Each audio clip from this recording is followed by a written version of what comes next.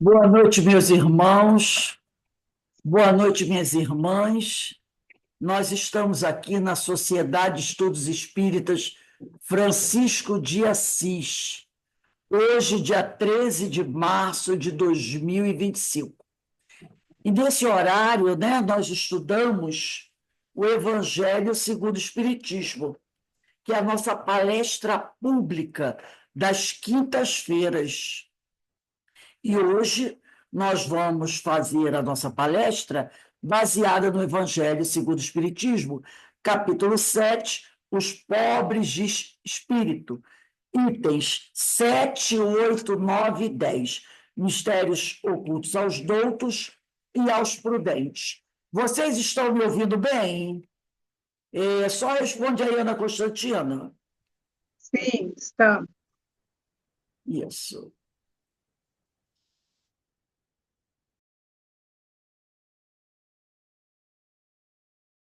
Então, meus irmãos, antes de nós iniciarmos, eu vou pedir para a nossa irmã Denise fazer a leitura do preparo e depois ela vai fazer a prece e nós vamos iniciar a nossa palestra. O livro Novas Mensagens, a Mensagem do Dia, volume 2, pelo Espírito Sheila, Clayton Levi.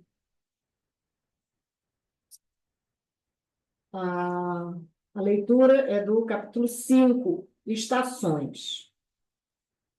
É possível que a dor te visite a alma nesse momento.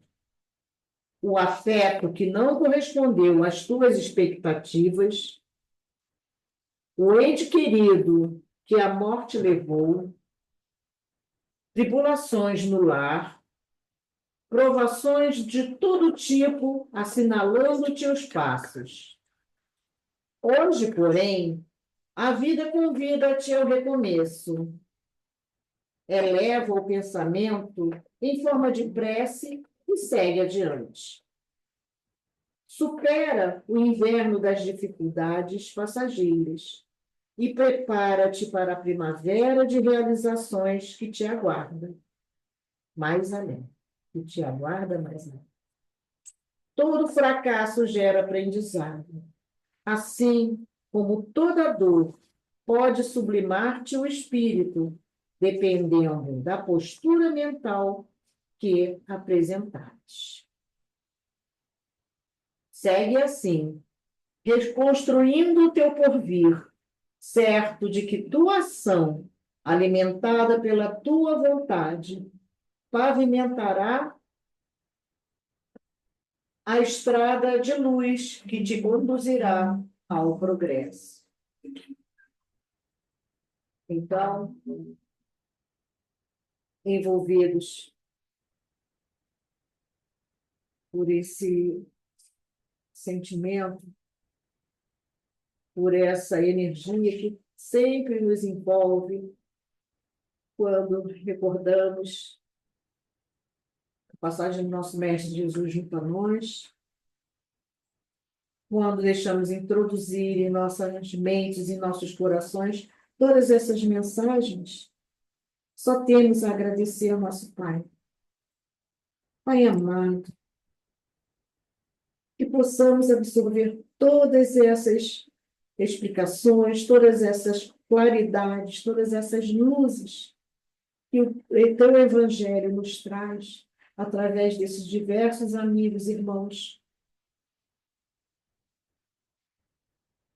Que possamos absorver, Senhor, e utilizá-los na nossa vida diária, fazendo como o nosso Mestre sempre nos diz e continua nos dizendo: faça ao outro aquilo que tu desejas que te faça. Amai-vos uns aos outros, como eu vos amo. Então, Senhor, gratos por mais esta oportunidade, lhe pedimos a sua permissão para iniciarmos a palestra da noite de hoje, pedindo que envolva nossa amiga Rose, será nossa palestrante da noite de hoje, em toda a sua força, o seu amor, para que possamos absorver todos os ensinamentos que elas nos esclarecerá na noite de hoje. Então, Senhor, muito temos agradecido e lhe pedir que continue conosco, hoje, agora e sempre. Que assim seja. Rose, Muito obrigado. Boa noite, meus irmãos. Boa noite, minhas irmãs. Vamos dar início ao estudo, né? Hoje, como eu falei, é o Evangelho segundo o Espiritismo, capítulo 7, itens 7 até 10, mistérios ocultos aos doutos e aos prudentes. Eu vou compartilhar com vocês aqui. Vamos lá. Então, deixa eu fechar aqui.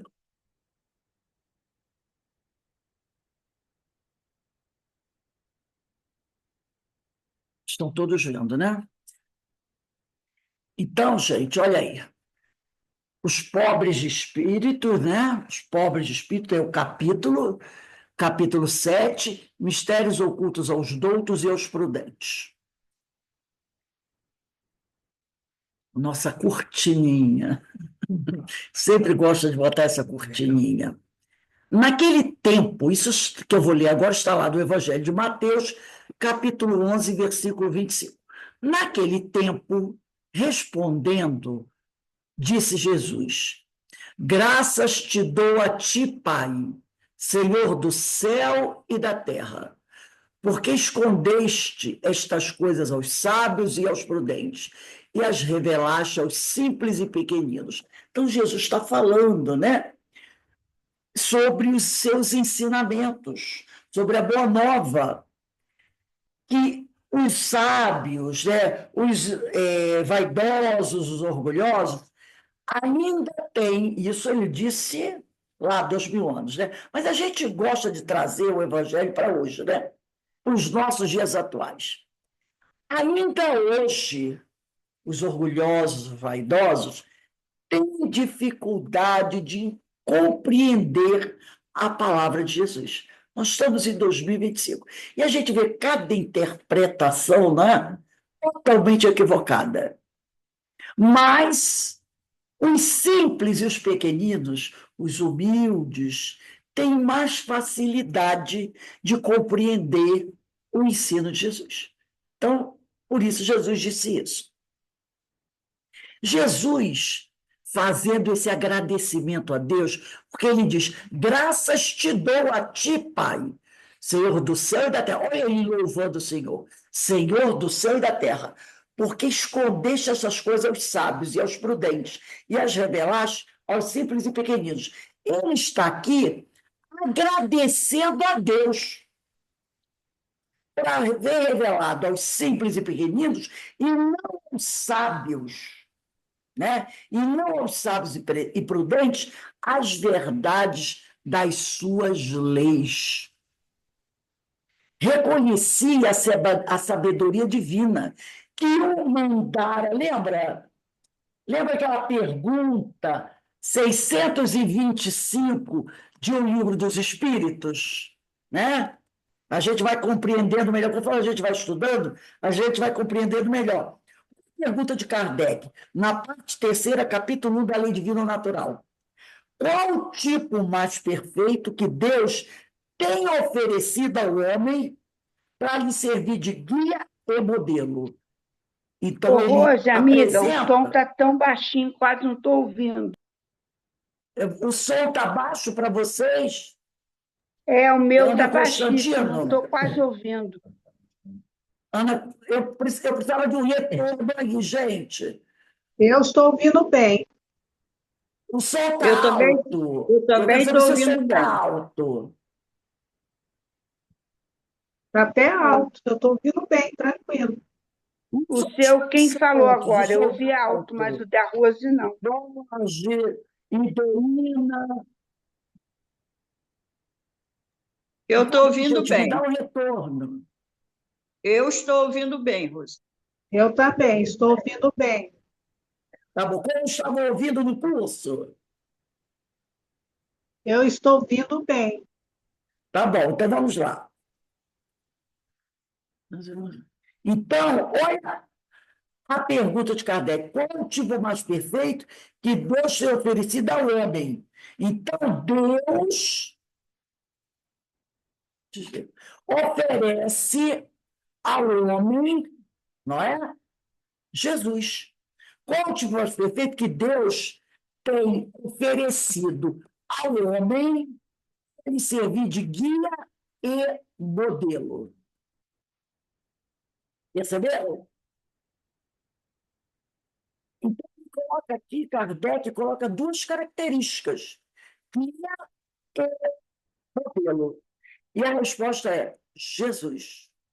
Por isso, nós podemos dizer, Jesus está fazendo um agradecimento a Deus por haver revelado aos simples e pequeninos, aceita, Luiz, e não aos sábios e prudentes, as verdades das suas leis.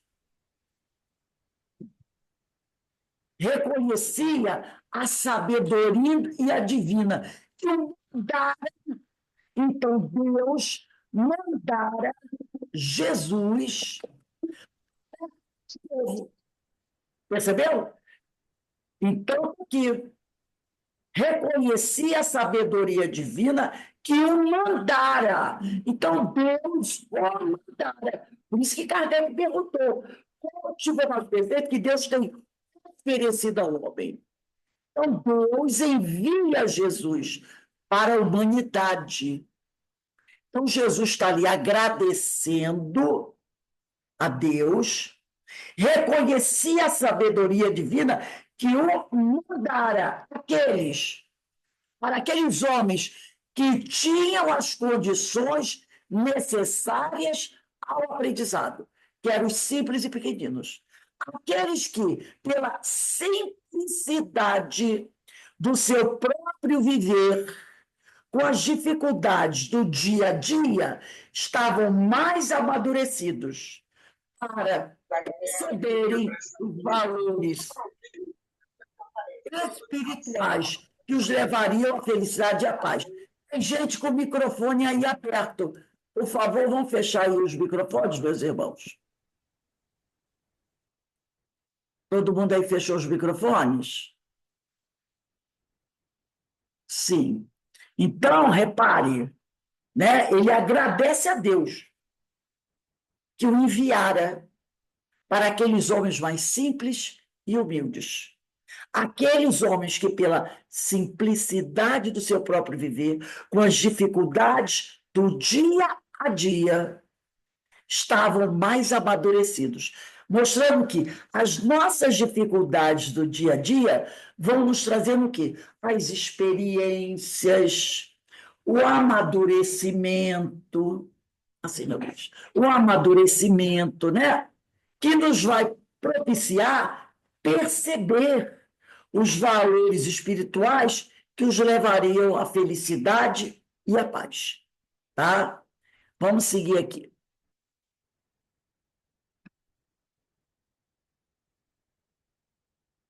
Opa, ai, meu Deus. O que está vendo aqui? Um minutinho, gente, que eu... A palavra sábio, segundo Allan Kardec, era, na antiguidade, na época de Jesus, sinônimo de sabichão. Então, lá na antiguidade, a palavra sábio tinha esse sentido de sabichão, ou seja, aquele que é orgulhoso do que pensa saber, julgando-se superior aos outros. Então, aqueles sacerdotes da lei, eles eram chamados os sábios da antiguidade. Então, ela tem essa conotação de sabichão.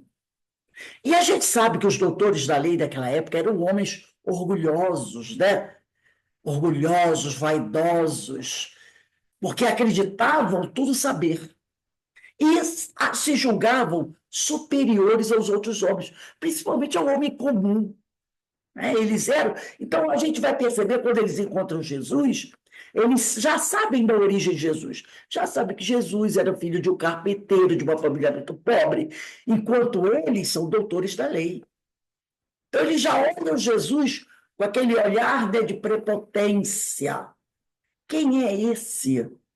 Não é filho daquele carpinteiro José, daquela dona de casa Maria. Como é que ele pode chegar aqui e querer pregar, nos dar lições a nós, doutores, que somos os sábios? Então, a palavra sábio daquela época tinha essa conotação de sabichão, de orgulhoso, né? Mas o filósofo da antiguidade, né? Ele já dizia: só sei que nada sei. E o fato de saber isso me coloca em vantagem sobre aqueles que acham que sabem alguma coisa.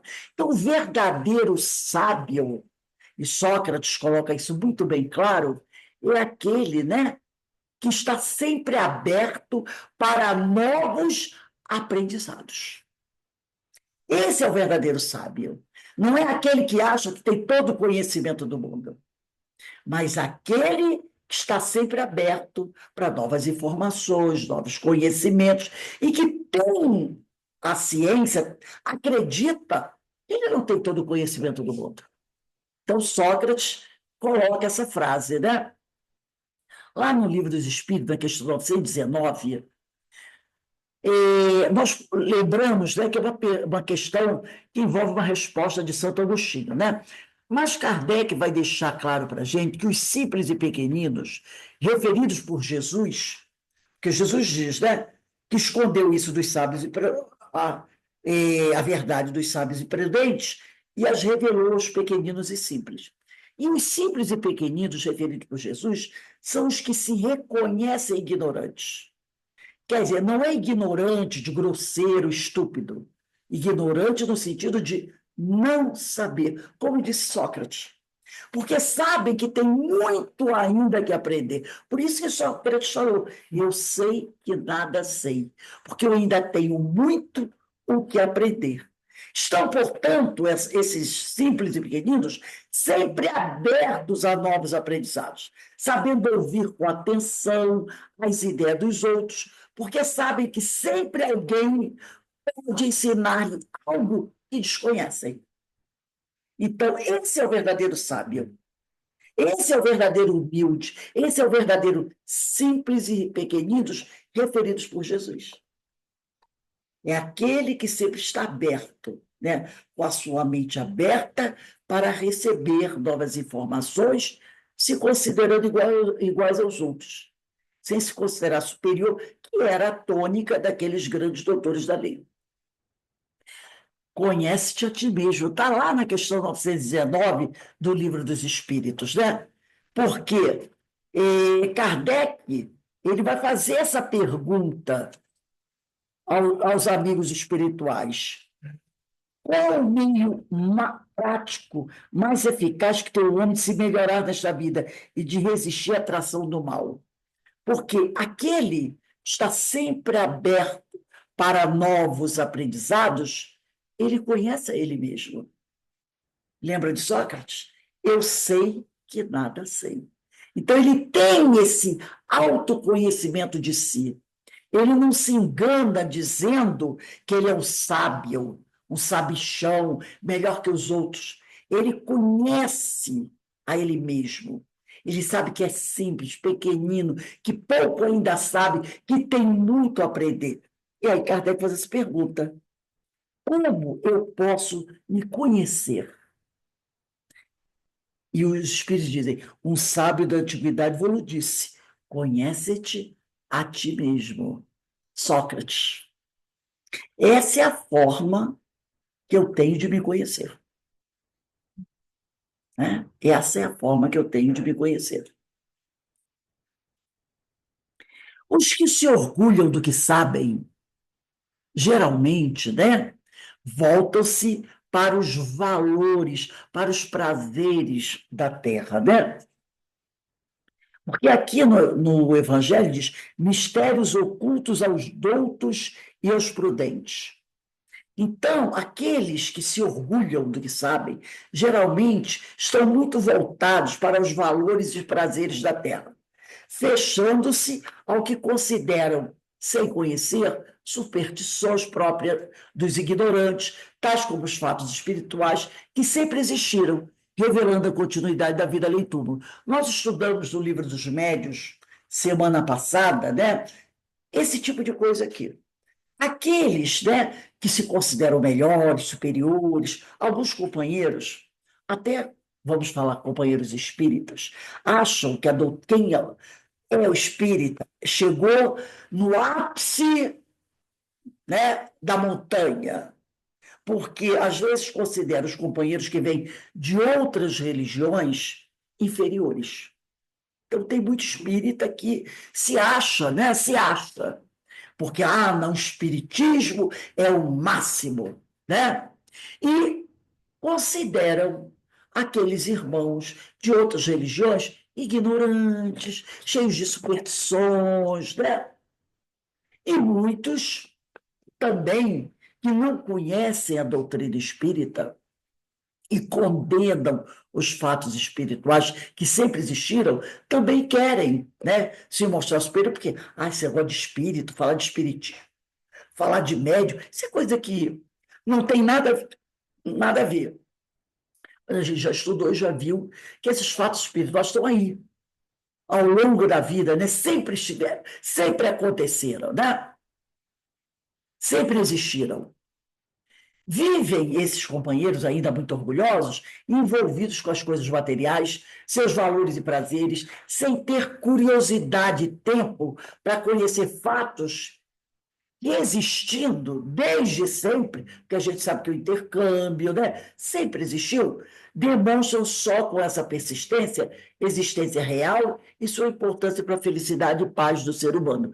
Então, eles negam, muitos desses que se dizem sábios, né, principalmente alguns cientistas, né, negam esses fatos da espiritualidade, negam a mediunidade, se bem que a ciência agora, né, está mergulhando numa área, tá? Mas alguns dizem, quando você quer discutir um assunto, você vai falar sobre um assunto, aí a pessoa diz assim, não, vai falar de mediunidade? Fala, não, pelo amor de Deus, não vem com essas fábulas, não. Mas esses fenômenos sempre aconteceram, desde que o mundo é mundo, desde que o homem está na Terra, tá? Por isso, Kardec compara as reações contrárias de muitos às verdades reveladas pelo Espiritismo, com as reações dos orgulhosos e poderosos com as verdades trazidas de Jesus. Então, Kardec, o que ele faz? Ele fala assim, hoje, ao tempo dele, há muitos que são contra a doutrina espírita, há muitos que condenam o espiritismo. O próprio Kardec foi muito criticado, né, por vários cientistas, por vários filósofos, por vários estudiosos, tanto que teve uma época que ele teve até a vontade de abandonar tudo, porque a crítica era muito grande. Mas ele faz uma comparação, que a crítica que ele recebe hoje, quer dizer, 1857, dos detratores, daqueles que não aceitavam, semelhante com as reações dos orgulhosos poderosos com os ensinos de Jesus. Então, os contraditores da época de Kardec também estavam presentes quando Jesus esteve aqui. E muitos criticavam Jesus, até pela sua origem. Pela sua origem. Talvez se Jesus tivesse nascido de uma família rica, de sacerdotes poderosos, eles o respeitassem. Então, Kardec mostra isso, que o espiritismo sofreu agressões dos seus contraditores, assim como Jesus também recebeu agressões daqueles que não aceitavam a verdade, o ensino dele, a boa nova, né? Os orgulhosos de hoje, como os do passado, pensam que Deus deveria mostrar-se a eles, provando sua existência e a existência imortal. Então, eles dizem assim, se isso acontece de verdade, se os espíritos existem de verdade, por que o espírito aqui não se manifesta, não se materializa para aparecer para todo mundo? Porque não produz um fenômeno, né, de forma clara que todos possam ver. A mesma coisa falavam para Jesus. A mesma coisa falavam para Jesus. Né? Isso era a mesma coisa. Tudo que os orgulhosos falam hoje, naquela época falavam para Jesus. Exigindo uma prova sólida, incontestável, né? Para atender a eles. Atender a eles. Aí eu me lembrei, sabe de quem? De Jesus, quando disse assim: se Deus existe, eu quero que se coloque um remédio dessa água. E dou 5 minutos. Entendeu? No caso dele, aconteceu. No caso dele, aconteceu, porque havia uma necessidade real. Ele já estava, né, um pouco balançado, ele já havia assistido alguns fenômenos, inclusive no dia do enterro da nora dele, ele viu um fenômeno, então ele já estava meio balançado. Mas esses orgulhosos de hoje exigem de Deus, né, dos espíritos, uma prova, né, uma prova que não resta dúvida. Aí, no livro dos médiuns, no item 94, na 7ª pergunta, os amigos espirituais vão dizer assim: aos fariseus que lhe diziam, olha só, o que eles falam hoje, eles falavam naquela época para Jesus. Aos fariseus que lhe diziam, mestre, faze-nos ver algum prodígio. Falamos para Jesus. E hoje eles falam o quê? Por que os espíritos não se materializam? Para que a gente possa ver. Tá? Por que eles não vêm aqui e fazem um espetáculo, se mostram para todo mundo? Falavam a mesma coisa para Jesus. Mestre, faze-nos, chamando ele de mestre, e esses que falavam isso era de uma forma irônica. Chamavam-no de mestre de forma irônica. Mestre, faze-nos ver algum prodígio. Aí dizem os amigos espirituais, não se assemelham os que hoje vos pedem lhes façais presenciar algumas manifestações? Se não se converteram pelas maravilhas da criação, também não se converterão ainda quando os espíritos lhe aparecessem do modo mais inequívoco. Porquanto o orgulho os torna quais alimárias empacadoras. Lembra? Eles não querem ser convencidos. Se procurassem de boa fé, não lhes faltaria ocasião de ver.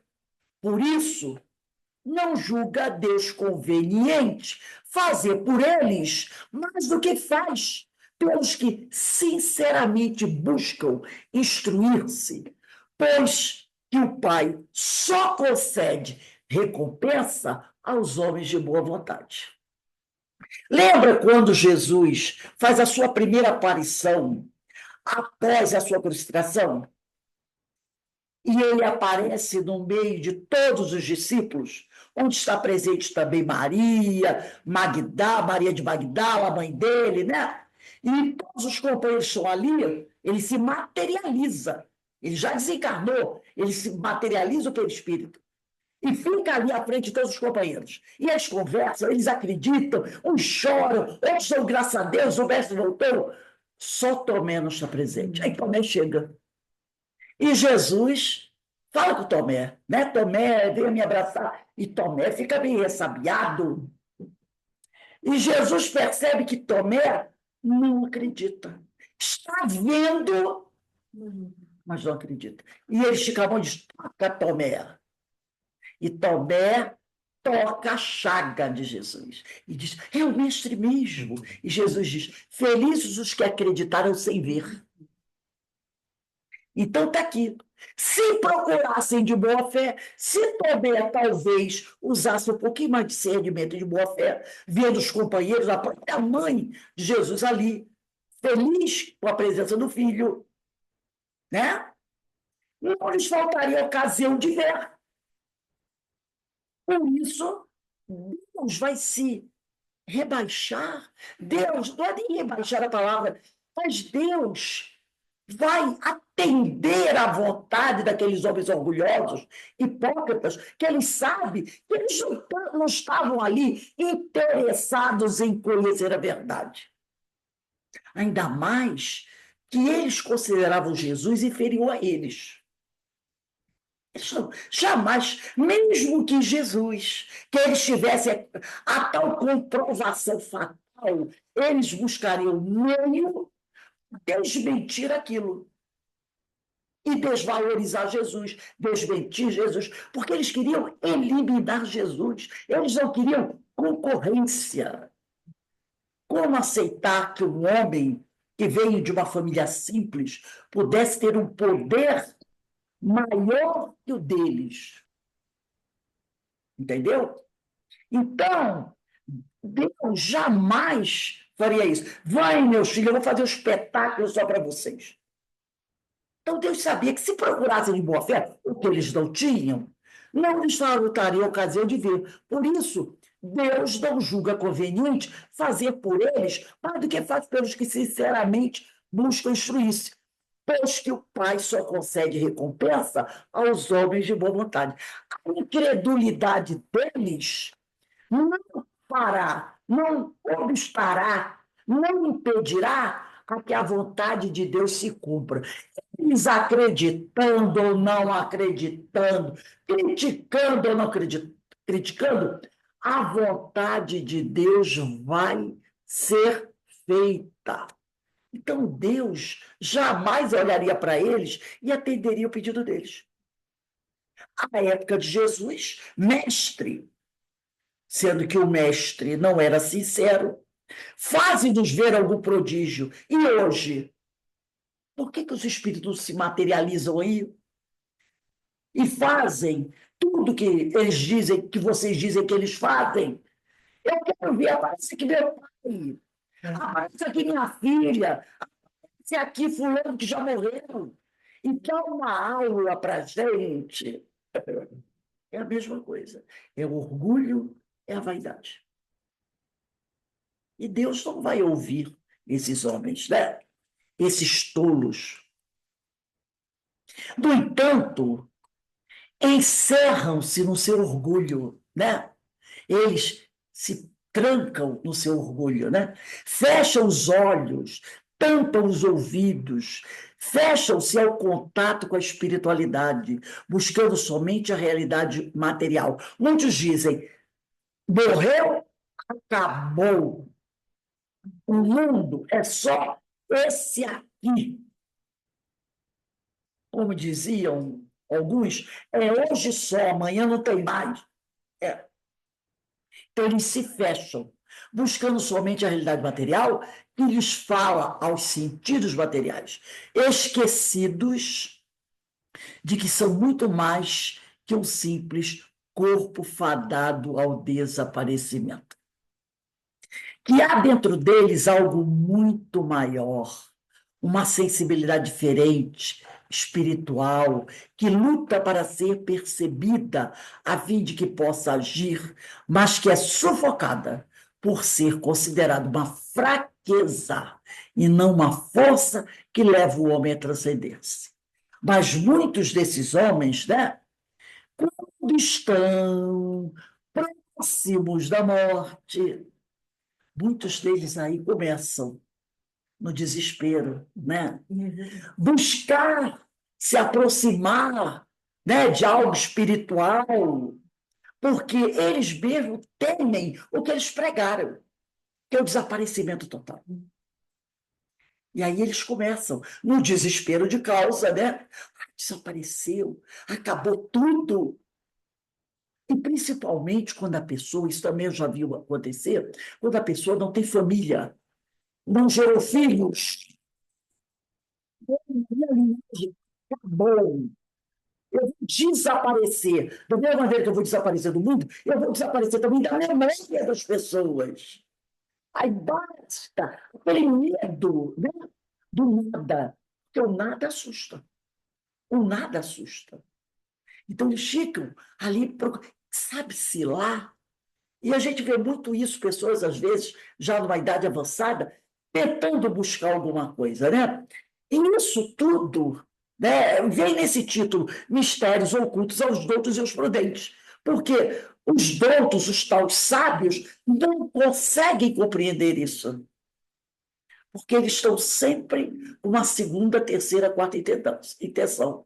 Já os simples, os mais humildes, eles têm uma facilidade melhor de captar isso. Por isso que Jesus agradeceu a Deus por ter ocultado isso aos doutos e revelado aos simples, e por tê-lo enviado aos homens, né? Então, essa é a grande mensagem que fica para todos nós. Esvazia-se do orgulho e da vaidade. Esvazia-se. Então, aqui, olha a cena que nós temos. Um homem pendurado à beira do abismo, né? Carregando um saco com seu orgulho e vaidade.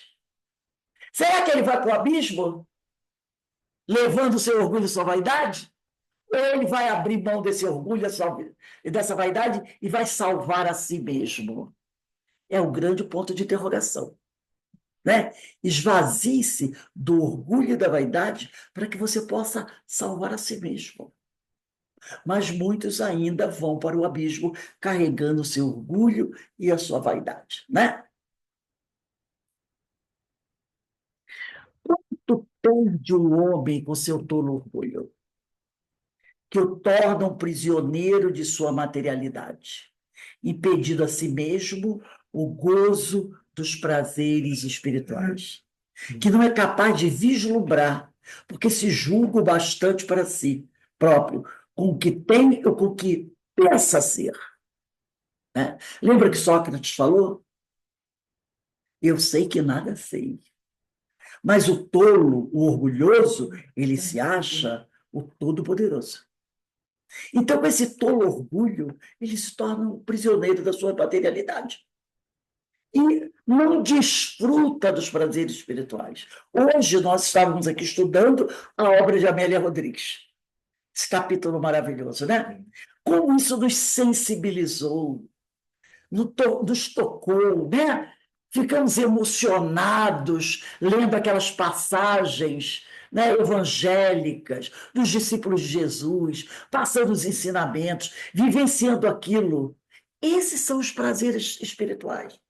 Nós estamos vivendo isso. Mas o tolo vai dizer o quê? Isso é lenda. Isso é lenda. Você vai perder tempo com isso. Né? Então, ele nega a ele mesmo essa alegria de estar convivendo com os discípulos, estar convivendo com os espíritos. Porque se nós estamos estudando aqui as passagens do Evangelho, nós estamos convivendo com esses espíritos. Porque quando nós falamos sobre eles, nós os estamos evocando. Quando eu falo de Pedro, de João, eu estou evocando esses espíritos. A presença deles, a energia deles. E não pensem que eles não vêm. Eles vêm sim. Eles nos enviam a energia, o amor deles. E nós passamos a viver nesse meio maravilhoso e amoroso. E esses que se negam a isso, não gozam desses prazeres. Os verdadeiros prazeres da alma, né? Como diz naquele livro, né? Os prazeres da alma. Quem é o autor mesmo? O espírito? A média, né? Os verdadeiros prazeres da alma. Assim, são os simples e os humildes que se abrem para Deus e se colocam na posição de filhos amados. Imperfeitos ainda assim, mas esforçando-se para permanecer no caminho traçado por Jesus a toda a humanidade. Imperfeitos ainda assim, mostrando que nós, espíritos, ainda, né, que estamos na caminhada, que não somos espíritos puros, já podemos gozar desses prazeres espirituais. Não precisamos esperar nos tornarmos puros para sentir esses prazeres. Somos espíritos perfectíveis, buscando a perfeição através da caminhada, dos esforços, passando por dificuldades, vencendo barreiras, superando obstáculos, mas já podemos viver esses prazeres. Já podemos viver esses prazeres, né? Ao lado de Jesus. Isso já nos é oferecido. E o que a si mesmo se exaltar, será humilhado. Aquele que se considerar o mais sábio, poderoso, né? Melhor do que os outros, será humilhado. E o que a si mesmo humilhar, será exaltado. Esse a si mesmo se humilhar não quer dizer, né, se fazer ali humilhado, vilipendiado. Não! Esse se humilhar quer dizer, eu sei que nada sei. Esse que é. E o que a si mesmo se humilhar é aquele que mostra que ainda é um espírito perfectível, que é um espírito que ainda não tem todo o conhecimento, é um espírito que ainda precisa caminhar muito, aprender muito, trabalhar muito, se esforçar muito. E isso que significa se humilhar. E aquele que a si mesmo se humilhar será exaltado. Não é? Esse que se reconhece como um espírito que ainda precisa caminhar muito para chegar ao seu destino, aquele destino que o Pai exige de nós, que é a perfeição. Então, por isso que o que a si mesmo se humilhar será exaltado. Esse que está se esforçando, que será chamado aqui, ó, se colocará na posição de filhos muito amados, porque estão fazendo a vontade do Pai, apesar das dificuldades que enfrentam.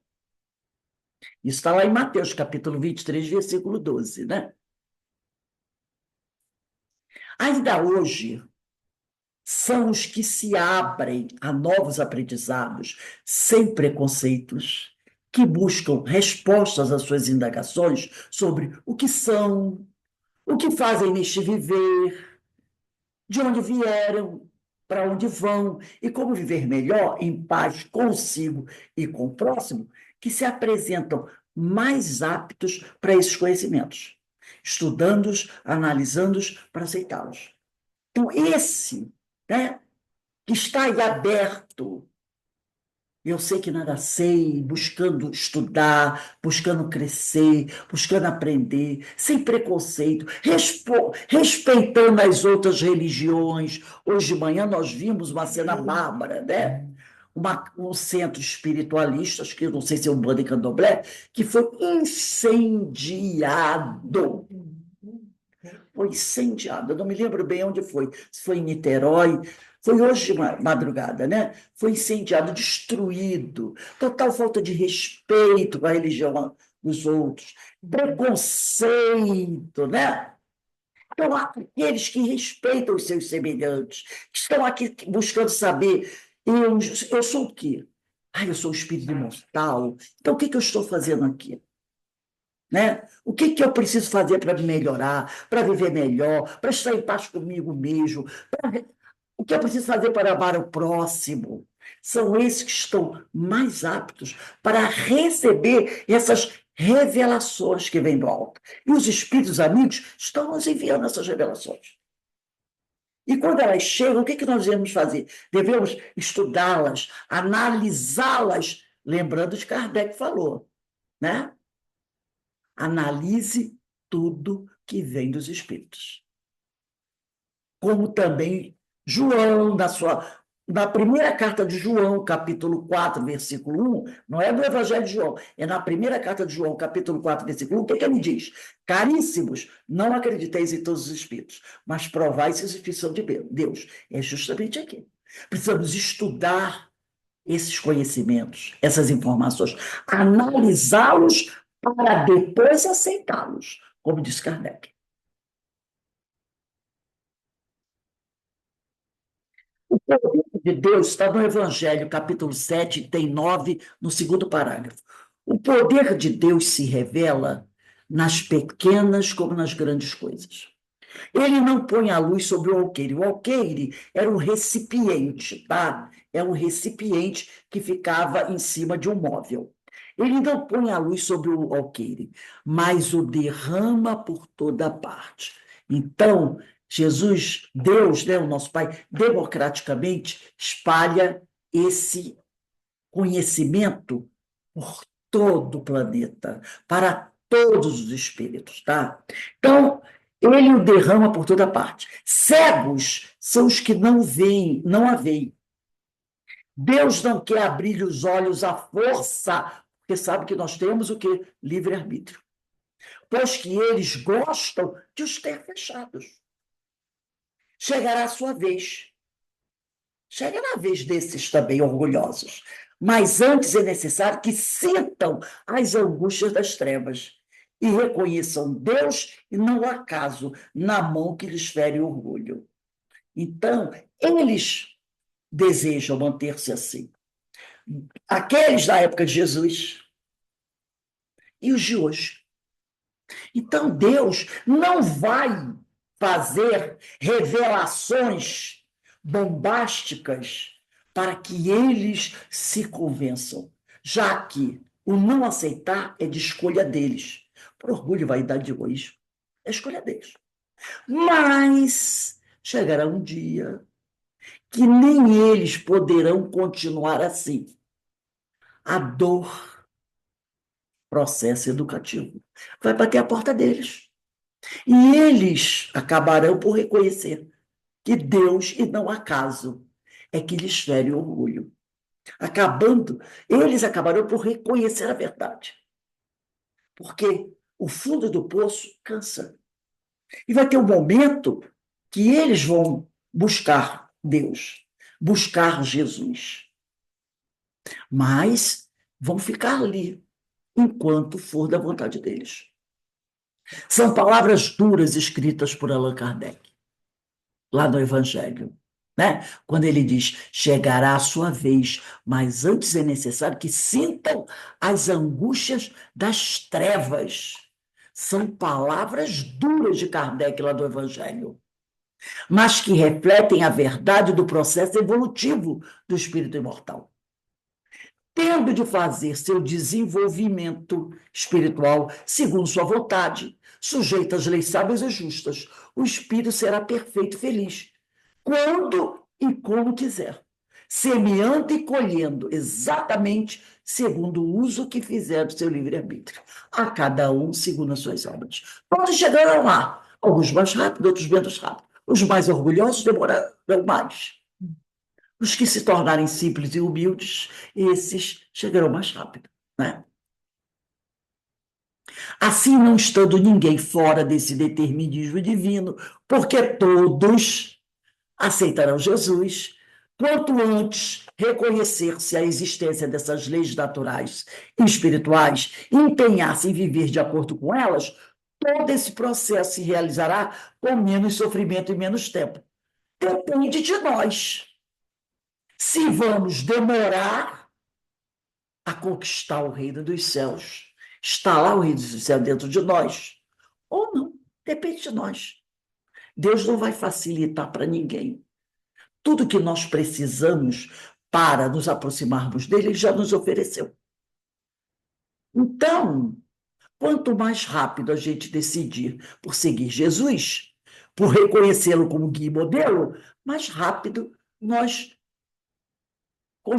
caminharemos, né, mais rápido, conquistaremos a posição de espírito crístico. Aí você tem a lei divina ou natural. Nós temos as leis divinas ou naturais físicas, que regulam o movimento e as relações com a matéria, e as morais, que estão ligadas a cada um de nós, né? Elas vão agir conosco, né? Com Deus e com nossos semelhantes. Elas estão relacionadas consigo, com Deus e aos semelhantes. Essas são as leis naturais. leis divinas ou natural, né?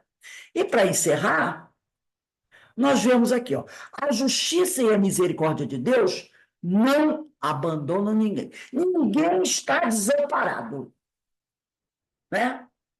Então, a justiça e a misericórdia de Deus não abandonam ninguém, dando-lhes sempre a oportunidade de reconhecimento de suas leis, através das infinitas experiências reencarnatórias, da lei de causa e efeito, que dá a cada um segundo suas obras. Então, ninguém está desamparado. Mesmo aquele orgulhoso, vaidoso, hipócrita, que não reconhece Deus, não reconhece a paternidade divina, não reconhece Jesus como guia e modelo, mesmo esse será merecedor da justiça e da misericórdia de Deus. Tá? Porque o reino dos céus é para os que aprenderam a amar a Deus e ao próximo, incondicionalmente. E o orgulhoso só consegue amar a si mesmo. Então, a justiça e a misericórdia de Deus não abandona ninguém. Vai dar a cada um de nós, não importa o nosso grau evolutivo, a oportunidade de reconhecer que as leis de Deus são perfeitas. E a gente vai conseguir fazer isso através de infinitas experiências reencarnatórias, da lei de causa e efeito, que dá a cada um segundo suas obras. Aquele que se adiantar sofrerá menos e chegará mais rápido. Aquele que não se adiantar, que quiser ir negando, vai sofrer mais, mas um dia ele vai chegar lá, tá? Então, o reino dos céus só é conquistado por aqueles que têm Jesus como guia e modelo. Enquanto nós não tivermos, né, não reconhecermos o mestre, vamos ficar sofrendo aqui. Porque o orgulhoso só consegue amar a si mesmo. Mas um dia nós baixaremos as armas, né, e nos renderemos ao mestre. Tomai sobre vós o meu jugo e aprendei de mim, porque sou manso e humilde de coração, e encontrarei descanso para vossas almas. É a palavra de Jesus, né? Ele nos convida a estar ao lado dele, quando ele diz isso: tomai sobre vós o meu jugo e aprendei de mim, porque sou manso e humilde de coração, e encontrarei descanso para vossas almas. Aqueles que atendem a esse chamado de Jesus poderão mais rapidamente conquistar esse reino dos céus, mostrar-se pequenino e humilde. Mas aqueles que ainda se colocam como orgulhosos ainda sofrerão muito, padecerão muito, mas um dia tomarão sobre eles o jugo de Jesus, porque o que ele disse é a verdade. Está lá em Mateus capítulo 11, versículo 29. Né? Então, meus irmãos, nós vamos aqui encerrando, né, o nosso estudo, buscando, né, aceitar esse convite de Jesus. Vamos tomar sobre nós o jugo de Jesus, né, que era manso e humilde de coração. Vamos deixar o orgulho de lado, a vaidade, a prepotência, o orgulho. Muitas vezes nós, espíritas, ainda somos muito orgulhosos, nos considerando a última Coca-Cola gelada do deserto, porque nós já conhecemos a doutrina espírita, e esse companheiro é dessa religião, é daquela religião, cheio de preconceito. Vamos deixar isso de lado. Vamos ter Jesus como guia e modelo. Vamos pensar assim: o que Jesus faria frente a essa situação? Nós já sabemos o que ele faria. Então vamos seguir, para que assim a gente possa, né, caminhar, crescer, evoluir mais rapidamente e fugir de tanta dor que espera aqueles que negam o Mestre Jesus. Orgulho, egoísmo, vaidade só levam a dor e sofrimento. Que sejamos pequeninos e humildes, porque esses são aqueles que sabem que ainda têm muito a aprender. E sejamos isso, assim, sejamos simples. Muito obrigado aos irmãos, agradecemos pela presença de todos e estaremos de volta amanhã, né? sexta-feira para os nossos estudos, porque é assim que nós queremos crescer, estudando e aprendendo, né? Denise, vamos escolher alguém aí? A Márcia, para fazer a nossa prece? Quem sabe, né? A Marília está aí, nossa nova companheira, que está chegando à casa também. Escolhe aí uma pessoa, Denise, para fazer a nossa prece de encerramento. Márcia. Vamos. Márcia hoje está presente, está sempre presente, né? Márcia, você pode fazer a prece para a gente, por favor, querida? Posso sim, Denise. Os nossos pensamentos elevados a Deus, a esse Pai tão amoroso, ao Mestre Jesus, nosso modelo e guia. Em agradecimento por mais essa noite de estudo, de tantos ensinamentos. Obrigada, Senhor, que possamos, Pai, ter sede de conhecimento e que possamos melhorar a cada dia. Não amanhã, mas hoje. É agora.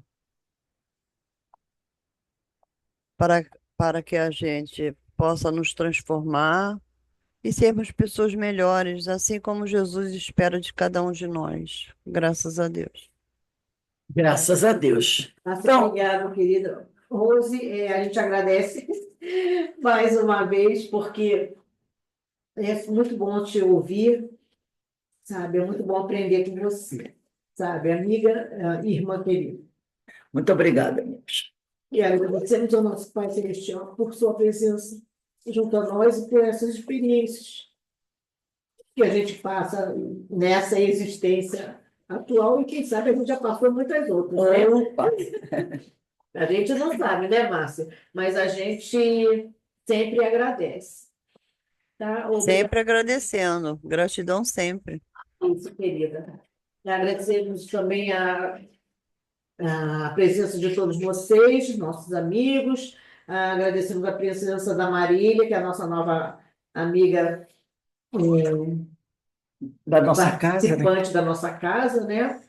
E a todos aqueles que conosco vibram para que a gente consiga fazer, e que seja um pouquinho, né, a vontade do nosso Pai. Obrigada, Jorge, Ana Constantina, Beina, a Rosiana,